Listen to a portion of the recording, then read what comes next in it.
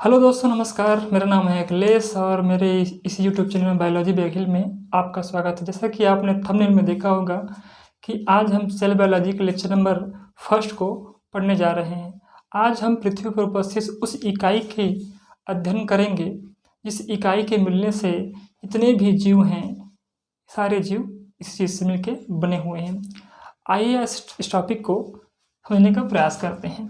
देखिए, cell biology ये जीव विज्ञान की एक शाखा है जिसमें हम कोशिकाओं का अध्ययन करते हैं।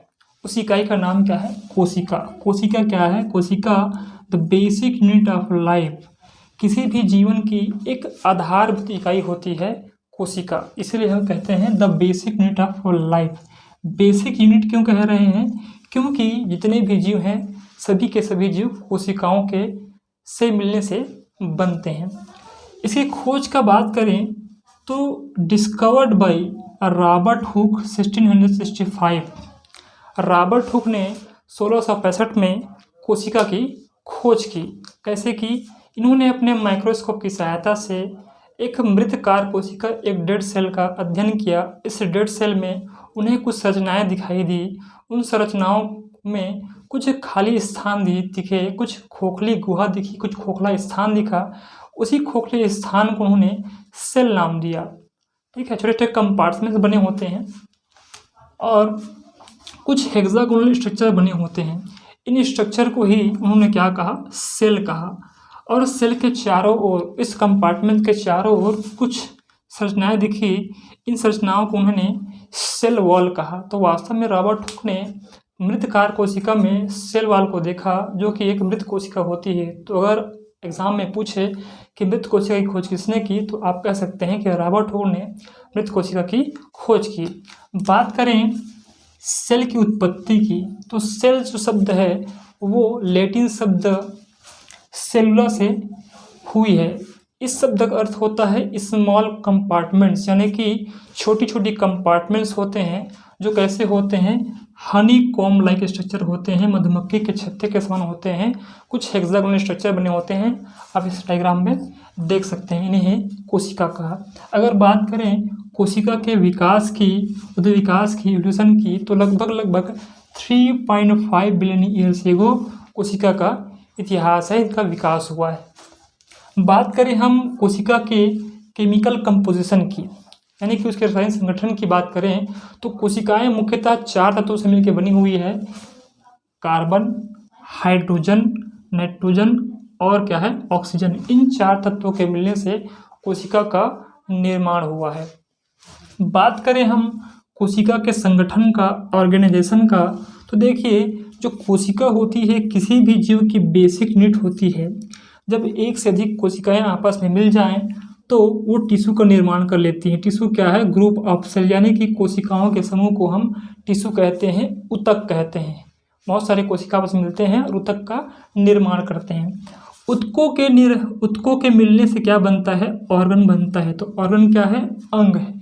ठीक है, अंग क्या कैसे बनता है? ग्रुप ऑफ टिश्यू, यानी कि बहुत सारे ऊतक आपस में मिल जाएं तो अंगों का निर्माण करते हैं। तो बहुत सारे टिश्यू मिल जाएं तो ऑर्गन्स का निर्माण करते हैं। जब बहुत सारे ऑर्गन्स मिल जाएं तो एक तंत्र का निर्माण करते हैं, जिसे बोलते हैं ऑर्गन सिस्टम, अंग तंत्र कहते हैं। तो ग्रुप ऑफ ऑर्गन्स क्या कहलाता है? ऑर्गन सिस्टम कहलाता है। जब बहुत सारे ऑर्गन्स आपस में मिल जाएं, ऑर्गन सिस्टम आपस में मिल जाएं तो एक संपूर्ण ऑर्गेनिज्म का निर्माण करते हैं। तो हम कह सकते हैं ऑर्गेनिज्म क्या है? Group of organ system. अंग तंत्रों के मिलने से जीव शरीर का निर्माण होता है। तो देख सकते हैं कि इस जीव का निर्माण किस इकाई से हुई है? कोशिका से हुई है, सेल से हुई। इसलिए हम कहते हैं कि सेल क्या है? किसी भी लाइफ की बेसिक यूनिट है, आधारभूत इकाई है।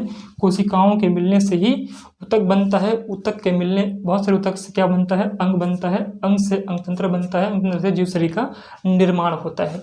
तो आई होप आपको समझ आ गया होगा कि इसको इकाई क्यों कहते हैं। इसको एग्जाम्पल से समझते हैं। देखिए, अगर मैं कहूँ कि जिस कमरे में आप बैठे हैं उस कमरे में दीवार होगी, तो मैं कहूँ कि आपका जो कमरा का दीवार है वो किस चीज़ से बनी हुई है, उसकी इकाई क्या है, तो कहेंगे सर आप ईंट से बनी हुई है। तो उस दीवार की इकाई क्या हो गई? ईंट हो गई। समझिए, तो ईंट ही क्या है?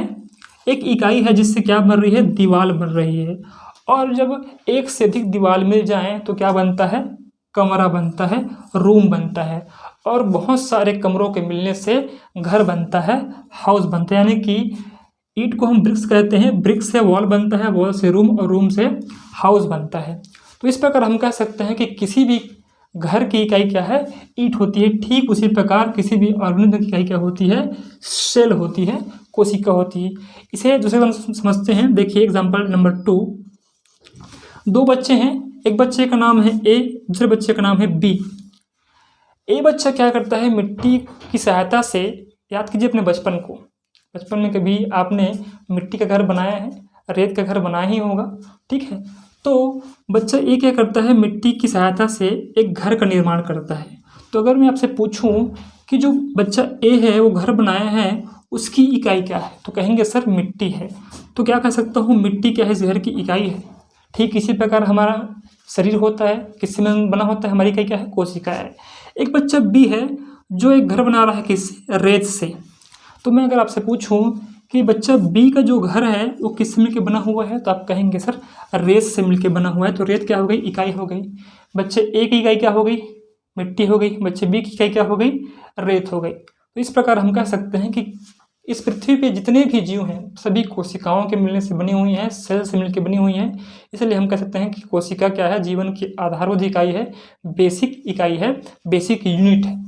आगे समझने का प्रयास करते हैं कि जिस शाखा में हम सेल का अध्ययन करते हैं उस शाखा को हम साइटोलॉजी कहते हैं। साइटोलॉजी क्या है, देखिए समझने का प्रयास करते हैं। साइटोलॉजी क्या है, साइटोलॉजी दो चीज से मिलकर बना हुआ है, एक साइटो, दूसरा है लॉजी। साइटो का अर्थ होता है सेल, कोशिका, और लॉजी का अर्थ होता है स्टडी। यानी कि सेल के अध्ययन को क्या कहते हैं, साइटोलॉजी कहते हैं। कोशिका विज्ञान का हिंदी में से बोलते हैं कोशिका विज्ञान। कोशिका विज्ञान क्या है, ये बायोलॉजी की ही एक ब्रांच है, जीव विज्ञान की एक शाखा है जिसमें हम कोशिका का अध्ययन करते हैं। तो स्टडी ऑफ सेल्स क्या कहलाता है, साइटोलॉजी कहलाता है। इस साइटोलॉजी में हम कोशिका की रचनाओं का अध्ययन करते हैं, उनके स्ट्रक्चर का अध्ययन करते हैं। अगर बात करें फादर ऑफ साइटोलॉजी, साइटोलॉजी का जनक किसे कहेंगे, तो रॉबर्ट हुक साइंटिस्ट हैं जो साइटोलॉजी के जनक हैं, फादर ऑफ साइटोलॉजी हैं। बात करें फादर ऑफ मॉडर्न साइटोलॉजी, यानी कि आधुनिक साइटोलॉजी के पिता कौन है, जनक हैं स्वानसन। स्वानसन साइंटिस्ट का नाम है जो आधुनिक साइटोलॉजी के जनक हैं, फादर ऑफ मॉडर्न साइटोलॉजी हैं। बात करें फादर ऑफ इंडियन साइटोलॉजी, हमारे भारतीय साइटोलॉजी के साइंटिस्ट कौन है, ए के शर्मा। ए के शर्मा है फादर ऑफ मॉडर्न इंडियन, ये बोल सकते हैं इंडियन साइटोलॉजी, ठीक है। अगर हम सेल के साइज की बात करें तो देखिए सेल जो होती हैं, सेल की जो कोशिकाएं होती हैं ये भिन्न भिन्न होती हैं, कई आकार और अमाप की होती हैं। बात करें इस पृथ्वी पर सबसे स्मॉलेस्ट सेल की, सबसे छोटी कोशिका की बात करें तो वो है माइकोप्लाज्मा होमिनिस, इसका साइज क्या है 0.3 माइक्रोमीटर है, ठीक है। और हम सबसे बड़ी कोशिका की बात करें इस पृथ्वी पर तो एग ऑफ ऑस्ट्रिच यानी कि शुतुरमुर्ग का अंडा सबसे बड़ी कोशिका होती है, जिसके साइज कितनी होती है 170 मिलीमीटर होती है। कितनी होती है 170 मिलीमीटर होती है। और हम बैक्टीरियल सेल की बात करें, हम जीवाणु कोशिकाओं की बात करें तो जीवाणु कोशिका का साइज कितना होता है 3 से 5 माइक्रोमीटर होती है। ये तो हो गए ओवरऑल। बात करते हैं हम मानवों की, हम ह्यूमंस की, तो हम ह्यूमन में सबसे लार्जेस्ट जो सेल होती है वो ओवम सेल होती है। क्या होती है, ओवम सेल होती है, अंडाणु कोशिका होती है। आप सभी को पता होगा कि जो फीमेल रिप्रोडक्टिव सिस्टम में ओवरी होती है, अंडाशय होती है, उससे अंडाणु का निर्माण होता है। ओवरी से आपका क्या बनता है, ओवम बनता है। ओवम क्या है, फीमेल गेमेट है, ठीक है। और हम बात करें स्मॉलेस्ट सेल की तो वो है sperm cell. Male reproductive system के टेस्टिस से स्पर्म का निर्माण होता है। और हम मानव में सबसे छोटी जो कोशिका होती है वो शुक्राणु कोशिका होती है, स्पर्म कोशिका होती है।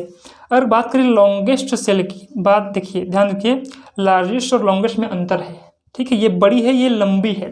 तो लॉन्गेस्ट यानी कि लंबी कोशिका, तो हमारे शरीर में जो तंत्रिका कोशिकाएं होती हैं, न्यूरॉन सेल्स होती हैं, वो सबसे बड़ी कोशिका होती है, ठीक है। आई होप मुझे आप लोग को समझ आ रहा होगा। देखिए कुछ नोट देखिए इधर कि रॉबर्ट हुक ने लंदन रॉयल सोसाइटी में कोशिका के संगठन का अपने एक पुस्तक है माइक्रोग्राफिया, ठीक है। माइक्रोग्राफी नामक पुस्तक में कोशिका के संगठन को प्रस्तुत किया। कहाँ पे? लंदन रॉयल सोसाइटी में। किसने? रॉबर्ट हुक ने। 1675 में जीवित कोशिका की खोज का श्रेय एंटोनी वॉन ल्यूवेनहॉफ नामक वैज्ञानिक को जाता है। ठीक है। 1675 में एक साइंटिस्ट आए एंटोनी वॉन ल्यूवेनहॉफ, जिन्होंने लिविंग सेल्स का डिस्कवर किया। देखिए कौन कौन से सेल हैं? जीवाणु कोशिका है, प्रोटोजोआ है, शुक्राणु है, रक्त कोशिकाओं को देखा। और इन कोशिकाओं को उन्होंने क्या कहा? इन कोशिकाओं को उन्होंने एनीमोलिक्यूल्स कहा। एनीमोलिक्यूल्स कहा, इसका अर्थ होता है लिटिल एनिमल, छोटी जंतु। ठीक है। फिर सन 1831 में एक साइंटिस्ट है जिसका नाम है रॉबर्ट ब्राउन। क्या है? Robert brown. रॉबर्ट ब्राउन ने कोशिका के अंदर केंद्रक की खोज की, यानी कि न्यूक्लियस की खोज की। तो आपको ये 3-4 साइंटिस्ट के नाम याद करने हैं। सबसे पहले रॉबर्ट हुक, उन्होंने मृत कोशिका की खोज की। जीवित कोशिका की खोज किसने की? एंटोनी वॉन ल्यूवेनहॉफ ने। और कोशिका में केंद्रक की खोज किसने की? तो रॉबर्ट ब्राउन ने की। तो आइए दोस्तों उस संरचना का अध्ययन करते हैं, उस इकाई का अध्ययन करते हैं जिस इकाई के मिलने से जीव का निर्माण होता है। इस इकाई की संरचना को देखने से पहले, कोशिका की संरचना को देखने से पहले कुछ टर्मिनोलॉजी को समझना बहुत जरूरी है। देखिए पहला टर्म क्या है कि प्रोटोप्लाज्म। प्रोटोप्लाज्म क्या है? साइटोप्लाज्म, केंद्रक और सेल ऑर्गेनेल्स, यानी कि साइटोप्लाज्म, न्यूक्लियस और सेल ऑर्गेनेल को अगर तीनों को मिला दें तो क्या बनता है? प्रोटोप्लाज्म बनता है। इस प्रोटोप्लाज्म शब्द को देने वाले साइंटिस्ट का नाम है पुरकिंजे। पुरकिंजे ने 1840 में इसे प्रोटोप्लाज्म कहा। देखिए साइटोप्लाज्म क्या है? साइटोप्लाज्म क्या है कि अगर इस सेल से न्यूक्लियस को निकाल दें, यानी कि सेल विथआउट न्यूक्लियस। देखिए ये आपका क्या है? आपका सेल है और सेल के चारों देखो एक सेमी लिक्विड द्रव भरा हुआ है। सेमी लिक्विड द्रव भरा है जिसमें क्या है? आपका सेल ऑर्गेनेल्स वगैरह है। ठीक है। तो इस साइटोप्लाज्म से, इस सेल से हम इस न्यूक्लियस को निकाल दें तो क्या बचेगा? साइटोप्लाज्म बचा है, जिसमें क्या होता है? सेल ऑर्गेनेल्स होते हैं, जैसे कि आपके Golgi body, mitochondria, rough endoplasmic reticulum, vacuoles, ribosome, ये सारी चीज़ें बची रहती हैं। जैसा देखिए साइटोसोल। साइटोसोल क्या है कि इस साइटोप्लाज्म से अगर हम सेल ऑर्गेनेल्स को निकाल दें, यानी कि साइटोप्लाज्म विथआउट ऑर्गेनेल्स, तो क्या कहते हैं? साइटोसोल कहते हैं। क्या कहते हैं? साइटोसोल कहते हैं। देखिए साइटोसोल क्या है? देखिए मैंने कहा कि केंद्रक को निकाल दें तो क्या कहेंगे? इसको साइटोप्लाज्म कहेंगे। लेकिन इस साइटोप्लाज्म से आपके सेल ऑर्गेनेल्स को निकाल दें तो क्या कहेंगे हम? इसे हम साइटोसोल कहेंगे। ठीक है। उम्मीद करता हूँ कि आपको ये लेक्चर समझ आया होगा, और अगर अच्छा इस वीडियो को लाइक करें, शेयर करें, सब्सक्राइब करें। और आने वाले नेक्स्ट क्लास में हम सेल बायोलॉजी के नेक्स्ट लेक्चर को देखेंगे। धन्यवाद।